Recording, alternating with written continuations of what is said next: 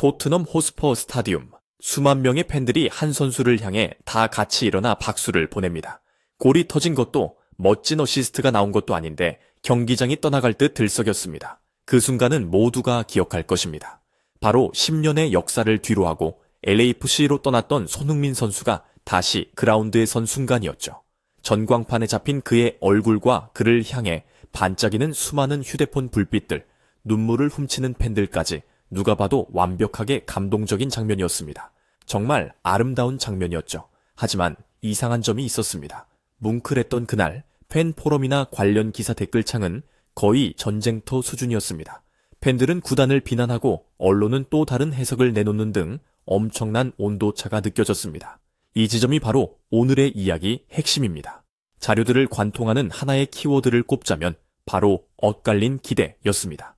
선수, 팬, 구단, 심지어 현재 소속팀인 LAFC까지 모두가 이 순간에 거는 기대와 해석이 전부 달랐던 것입니다. 단순한 헌정 행사가 어떻게 여러 갈등을 폭발시키는 뇌관이 되었는지, 그리고 이 사건이 손흥민 선수의 커리어에 어떤 새로운 무게를 더하게 됐는지 들여다볼 필요가 있습니다. 이것은 단순한 축구 선수의 방문이 아니라 상징과 감정, 비즈니스와 미디어가 충돌하는 거대한 사건이었습니다.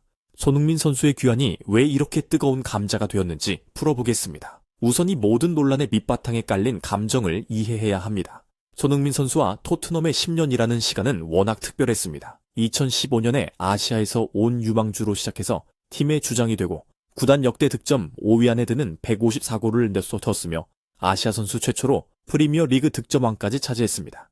그는 말 그대로 현대 토트넘의 얼굴이자 상징 그 자체였습니다. 팬들에게 그는 뛰어난 선수를 넘어 팀의 정체성이자 감정적인 구심점이었던 것입니다.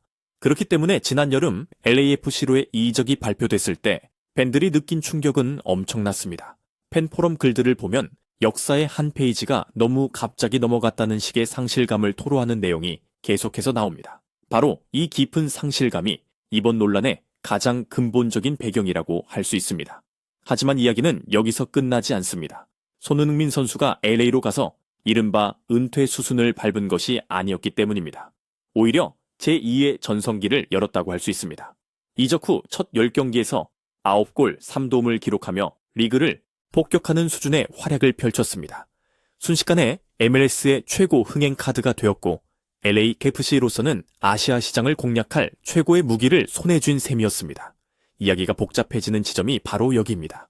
LAFC 입장에서는 막대한 돈을 들여 영입한 현재 진행형 슈퍼스타가 전 소속팀에 돌아가 마치 영원한 토트넘 레전드처럼 비춰지는 대대적인 환영을 받는 상황은 매우 미묘합니다. LAFC 팬들은 우리 팀 에이스의 마음이 아직도 토트넘에 있나 하는 의문을 가질 수밖에 없습니다. 물론 선수의 과거를 존중해야 하지만 한창 시즌 중에 마케팅의 중심에 있는 선수의 이미지가 전 소속팀에 의해 규정되는 듯한 인상을 주는 것은 구단 입장에서는 매우 곤란한 상황입니다. 현재의 브랜드와 과거의 유산이 정면으로 충돌하는 순간이었던 것입니다.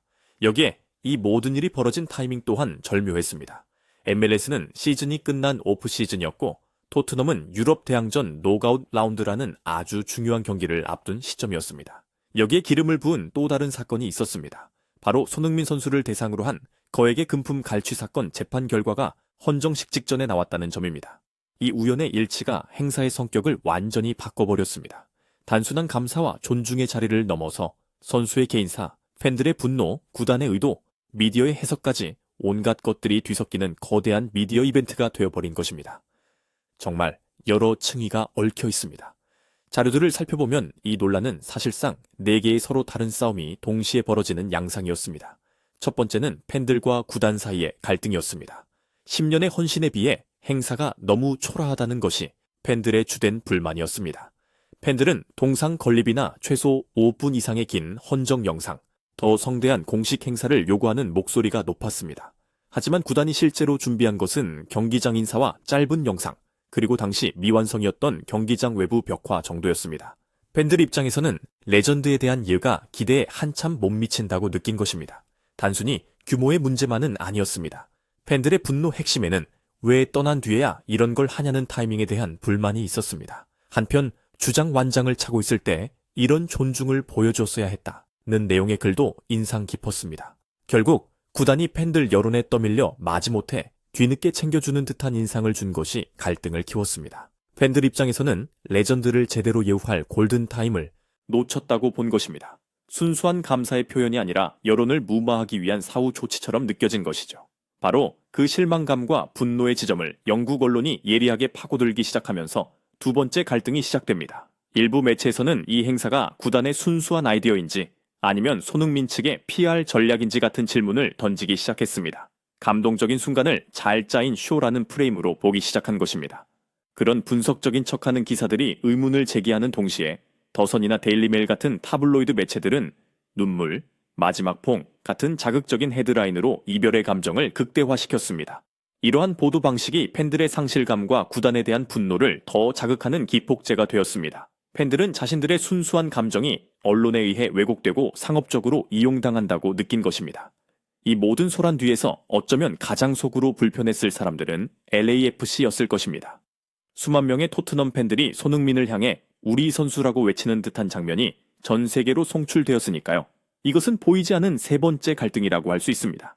LAFC는 손흥민을 MLS의 아시아 대표 얼굴로 내세우기 위해 엄청난 투자를 내뱉었는데 정작 그의 이미지는 여전히 프리미어 리그, 그것도 전 소속팀에 강력하게 묶여있는 듯한 인상을 주게 된 것입니다.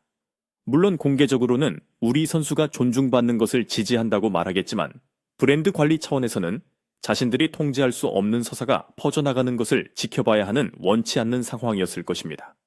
결국 이 모든 압박이 선수 개인에게로 향하는 구조가 만들어진 것입니다. 팬들의 기대, 언론의 해석, 두 구단 사이의 미묘한 신경전까지 전부 선수에게 집중되었습니다. 이것이 네 번째 충돌 지점입니다. 이 헌정식을 계기로 소셜미디어에서는 언젠가 토트넘으로 돌아와 달라는 팬들의 염원이 폭발적으로 터져나왔습니다. 이는 선수에게는 엄청난 압박으로 작용할 수밖에 없습니다. 현재 소속팀인 LAFC와의 계약 관계도 있고 본인의 미래 계획도 있을 텐데 말이죠. 10년의 시간에 대해 감사를 표현하고 싶었을 뿐인데 의도와는 전혀 다르게 양쪽 팬덤과 미디어의 거대한 감정적 파도 한가운데 서게 된 것입니다. 앞서 잠시 언급했듯 이 모든 논란의 불길에 기름을 부은 결정적인 트위스트는 바로 금품 갈취 사건이었습니다. 두 명의 개인이 손흥민 선수에게 거액을 요구하며 협박했고 법원에서 유죄 판결로 징역형을 받은 사건으로 손흥민 선수는 완벽한 피해자였습니다. 이 타이밍이 정말 기가 막혔습니다. 그 사건이 없었다면 이 행사는 그저 아름답지만 조금은 아쉬웠던 전설의 귀환 정도로 기억됐을지도 모릅니다. 하지만 헌정식을 불과 며칠 앞두고 재판 결과가 나오면서 손흥민 선수에게는 사건의 피해자라는 서사가 강력하게 덧씌워졌습니다. 자료를 보면 이 소식이 전해진 후 한국 내 온라인 언급량이 일주일 만에 300% 이상 급증했습니다. 결국 헌정식은 단순한 행사가 아니라 그 사건으로 상처받았을 선수를 위로하고 지지하는 상징적인 의미까지 갖게 된 것입니다. 미디어는 이 사건을 피해 영웅의 귀환으로 그리고 팬들의 뜨거운 반응과 그의 다음 행보를 아주 드라마틱한 서사로 엮기 시작했습니다. 이야기가 저절로 만들어진 것입니다. 그러니 모든 이해관계자들, 즉 토트넘 팬, LAFC 팬, 한국 팬, 그리고 글로벌 미디어까지 각자의 입장에서 이 행사를 훨씬 더 날카롭고 감정적으로 해석하고 반응하게 된 것입니다. 명예, 감정, 브랜드 가치, 국가적 기대감까지 모든 것이 충돌하는 교차점이 돼버린 것이죠. 정리하자면 손흥민 선수가 토트넘 경기장 한가운데 섰던 그 순간은 분명 아름다웠습니다. 선수가 팀을 떠난 후에도 이렇게 존중받고 팬들과 깊은 유대를 다시 확인하는 장면은 정말 보기 드뭅니다. 하지만 동시에 현대 스포츠에서 순수한 순간이란 것이 얼마나 존재하기 어려운가를 보여준 상징적인 사건이기도 합니다. 선수의 모든 행동은 브랜드와 연결되고 팬들의 모든 감정은 미디어를 통해 증폭됩니다. 이 헌정식은 손흥민의 토트넘 챕터를 아름답게 마무리하기는커녕 더 많은 질문을 열어버린 셈이 되었습니다. 그는 LAFC의 선수인가? 토트넘의 레전드인가? 아니면 둘 다인가? 하는 근본적인 질문들 말입니다. 손흥민은 그저 고마움을 전하고 싶었고 팬들은 마지막으로 그와의 추억을 되새기고 싶었고 구단은 레전드를 기리고 싶었고 미디어는 더 자극적인 이야기를 원했습니다. 이 모든 다른 바람들이 한자리에서 부딪히면서 하나의 거대한 미디어 폭풍을 만들어낸 것입니다. 그래서 이제 와서 토트넘이 충분한 예를 했는가를 따지는 것은 어쩌면 부차적인 문제일지도 모릅니다. 그것은 이미 지난 과거의 일이니까요. 진짜 중요한 질문은 이것입니다. 이 모든 소용돌이를 겪은 손흥민은 LAFC와 대한민국 대표팀에서 자신의 커리어 다음 장을 어떻게 써내려갈 것인가? 그는 여전히 기량의 정점에 있고 LAFC 성공의 열쇠를 쥔 선수이며 우리 대표팀에서는 대체 불가능한 정신적 지주입니다.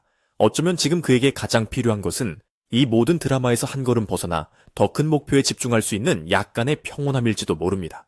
결국 이 헌정식은 단순한 작별 인사가 아니었습니다. 손흥민이라는 한 선수가 걸어온 길이 얼마나 비범했는지, 그리고 MLS에서든 국가대표팀에서든 그의 다음 발걸음 하나하나가 우리 모두에게 얼마나 큰 의미를 갖는지를 다시 한번 일깨워준 사건이었습니다. 현대사회에서 스포츠 스타의 유산, 즉 레거시를 만든다는 것은 과연 어떤 의미를 가질까요?